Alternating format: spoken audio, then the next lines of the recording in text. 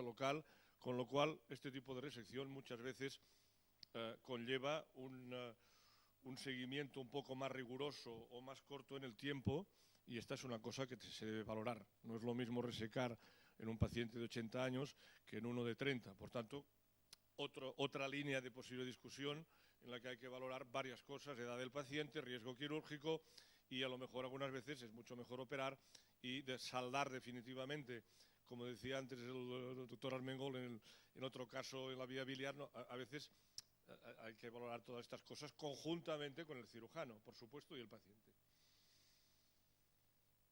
Hemos dicho que la endoscopia digestiva podemos correr el riesgo de que un riesgo que no debemos aceptar, pues tiene que ser nulo. Y en general la ecoendografía, yo no digo la endoscopia, pero en general no acaba de ser muy útil, solo quizá en el recto. Se ha comentado ya esta historia, podemos discutirlo después si quieres con Mander o con quien sea, pero realmente yo he presentado esto porque creo más en posibilidades de la endoscopia nuestra que de otras técnicas en esta patología. ¿Cuál es el concepto? El riesgo de metástasis ganglionar está bien definido ya, que esta es una función del grado de invasión de la pared.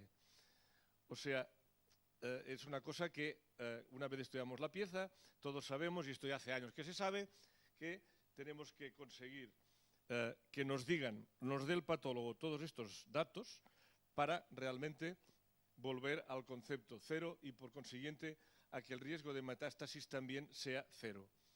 Esto está demostrado en cientos de casos desde hace ya muchos años, en que si se cumplen estos criterios en la pieza, el riesgo de metástasis ganglionar prácticamente es nulo. Pero les decía, podemos prever, es decir, otra línea de progreso o otra línea fronteriza que se puede planear. ¿Podemos realmente prever los endoscopistas convencionales o intraluminales o como quieran llamarles? ¿Podemos prever esto? Bien, sí, hasta cierto punto sí. El aspecto macroscópico de la lesión es muy importante. Vuelvo a insistir que el hecho de que la lesión penetre tan solo en la mucosa o hasta la lámina propia, o como en algunos estudios muy sofisticados que por desgracia no podemos hacer, en los que los patólogos son capaces de delimitar 3 niveles de afectación submucosa con distintos resultados en cuanto a evolución y a extensión locorregional de las lesiones, pues realmente es importante que nosotros podamos realmente, aparte del patólogo, saber algo de esto. ¿Podemos hacerlo? Bueno, pues creo que sí. Repito, debemos todos conocer esta clasificación y a partir de aquí reconocer que el tipo 1, es decir, el pólipo, la lesión vegetante, puede tener este porcentaje de invasión tumoral submucosa. Las lesiones elevadas, pero de pequeña elevación, pero fíjense ustedes que ya las lesiones deprimidas, como les enseñaré después alguna, ya de tipo 2C, pueden llegar a tener unas tasas de invasión importante. El llamado lateral spreading tumor, que ya lo verán, es un tumor que crece en el sentido circular, digamos, de lo que es la luz del colon, tiene por contra unas cifras tampoco no muy altas. Por tanto, el tipo histológico, macroscópico, ya nos da algunas orientaciones en cuanto a lo que puede pasar después al resecar o al estudiar las piezas. Concepto clásico: una vez extraídas las piezas, un pólipo que tiene carcinoma en esta zona puede considerarse curado porque no afecta ni a ganglios ni a vasos. Por contra, lesiones planas, ojo, porque aquí ya el contacto con lo que sería lesión tumoral es mucho más cercano. Esto ya los endoscopistas digestivos lo sabemos desde hace años y creo que todo el mundo, los oncólogos, los patólogos, pero hemos de recordar que este es un poco el objetivo, ¿no? Bueno, veamos, ¿qué podemos hacer además los endoscopistas? Bueno, puedes darle... Es que no creo que se... ahora sí. Los endoscopistas tenemos otros medios de estudiar las lesiones. Esto lo hemos aprendido de los japoneses. En este caso se trata de una pequeña lesión granular en esta zona que detectamos con un corte de vasos. Entonces, ¿qué información más podemos aportar al diagnóstico preoperatorio? Fundamentalmente, la extensión de esta lesión, que ven como con colorantes queda mucho más delimitada, y la posterior inyección de suero en la submucosa, cuando el suero levanta totalmente la lesión, la separa perfectamente de la mucosa, de la submucosa, se considera el llamado signo del non-lifting negativo, es decir, la lesión sí que se lifta, como en el tenis se levanta, y esta lesión es susceptible de tratamiento endoscópico, en principio con muy pocas complicaciones si se hace bien y consiguiendo una resección total. A más, si en la coloración vital, la cromoendoscopia, nos permite valorar en el postoperatorio inmediato del corte si nos hemos dejado algún pequeño fragmento de adenoma y tratarlo con argonplasma, a veces con cuidado, que no debe hacerse, pero a veces se hace con la punta del asa coaguladora, y actuar y hacer una resección cero, que es el objetivo, ¿no?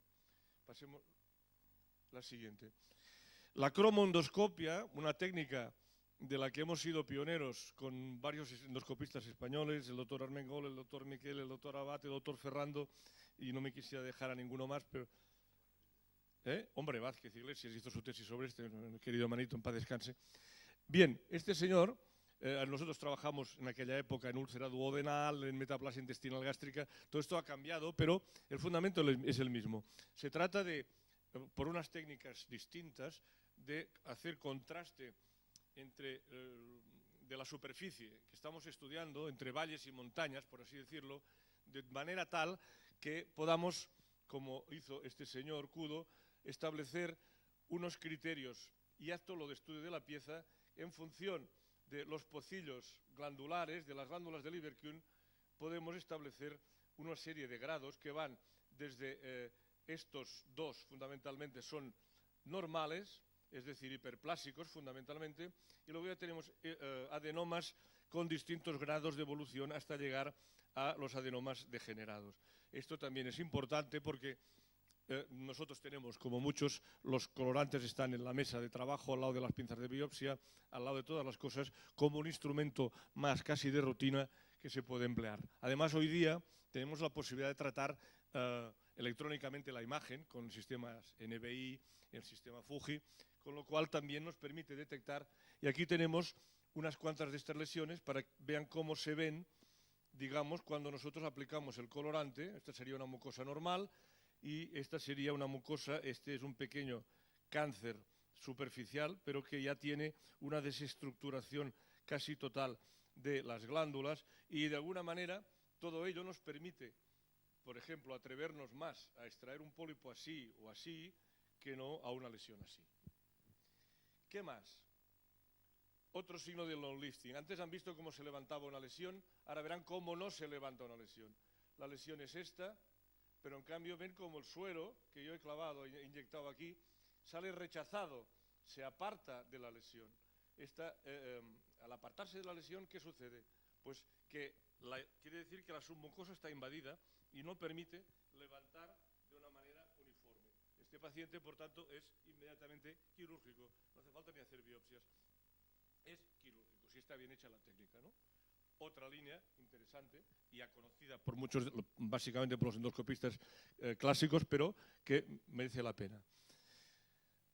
El tipo pediculado, muchas veces ya también un pólipo así que queda cortado, se ha autodecapitado.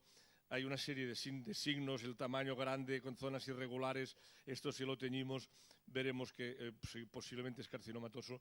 Muchos de estos, por ejemplo, cortar aquí, seguro que este pedículo está invadido. Bueno, pues este paciente yo lo hubiera mandado ya al cirujano, por ejemplo, ¿no? Algún otro de estos posiblemente no, quizá me la jugaría antes porque a lo mejor el tallo no está aún invadido, pero esto ya va siendo un poco un criterio de experiencia de los distintos grupos, una cosa personal, pero que hay que intentar divulgar para universalizarla. El objetivo en el tipo 1 es este tipo de pólipo, conocido como pólipo avanzado, es decir, conseguir lesiones alrededor del centímetro que tengan estas características y que generalmente, sobre todo estas dos, permiten al extraerlos hacer un tratamiento definitivo R0.